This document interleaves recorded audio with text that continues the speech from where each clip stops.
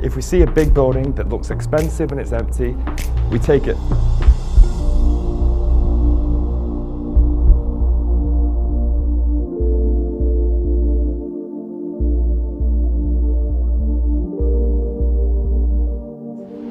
Welcome to our lovely £17 million abode.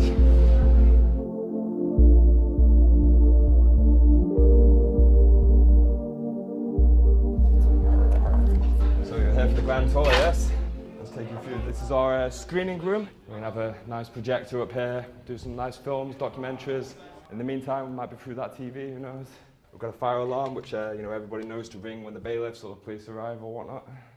We've opened a good 30, 40 buildings in the past. When you first open it, it's like the adrenaline rush, especially when you've been scouting out a building for ages, a really nice one that you've been wanting, and then you find an entry point boom, yeah, it's beautiful. We'd been eyeing this building out for a while, and obviously we got evicted from the other one, and we came straight over to this place and got in within a matter of minutes. You could probably fit about 100 people in here easily, safely as well. These are the penthouse suites for the exclusive members of Anal. What is Anal? Well, I mean, it stands for the Autonomous Nation of Anarchist Libertarians. And we think it's just a really joke symbolism of how we're taking the piss out of the system, basically. Again, such massive, massive rooms with chandeliers, and we've got lovely views from outside. After the fascist attack in Belgravia, if we want them to know we're here, come back again. We were having workshops on the day, we've got children and families around, and the next thing you know, we've got people screaming that there's somebody trying to break into the building. So we presumed it was private security, like the owner trying to get us out illegally. And then just windows started smashing.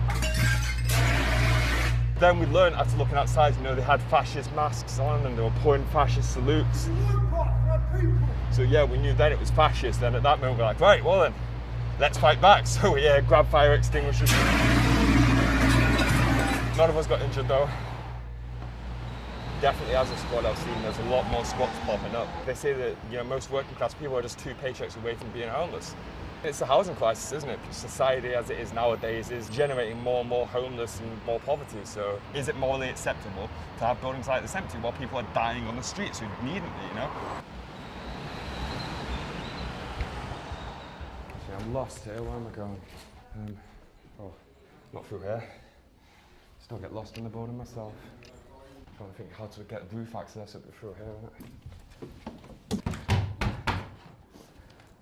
When it comes to Central, to be fair, there is no group quite like Anal. I've got to be proud to say that, Anal do penetrate deep into the heart of London, yeah.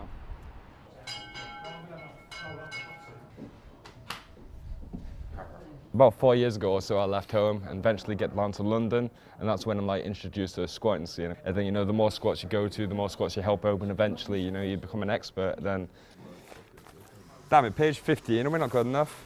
Yeah, so Squatters Eye Up 17 Mill Home as a community hub. And again, it's speaking about how the owner's a Qatari ex-general. Anal have been squatting buildings like this for about 3 years or so, and the criteria is just any building which looks obviously empty and not used, but also with some degree of wealth. If it's a building which will get media attention, if it's a building which we think has a greater use, then we take it. We think of homeless being people who just sleep on the streets, but there's lots of youth nowadays especially who don't have a home to go to. They just have friends' sofas, but they're still homeless. Even if they have a sofa to sleep on, they're still homeless. But you just don't see it, And every day you see a different room, every day I've found a different cupboard.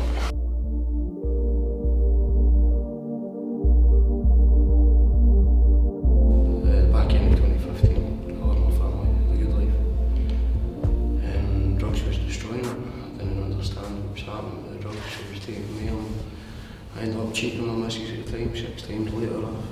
When I left the rails, I came to the streets of London, abandoned my own property. After I moved her away over to a different address, abandoned my property. And this is a workplace. It's no a family home, you know what I mean? But it could be. It could be. It could be, mate. It's just wrong, man. Again, we're all one big family. We're the biggest family ever. And many of us are dying in a year with the cold and having nothing to do and taking drugs and being stuck with nobody. What's my trade and my knowledge? My trade and my knowledge is homeless, mental health, and the alcohol and the drugs issues, yeah? I can help the type of people in an environment like this.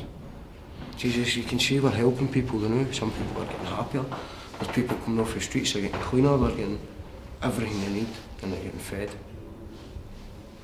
That's what our aim is today, you know, with my aim, me. If you look at the streets of London now compared to how it was 6 years ago, there are so many homeless now. The problem is getting so much worse. There is hundreds, if not thousands, of buildings just like this one within Central or within, like a 5-10 mile radius that are just left empty, just like this one.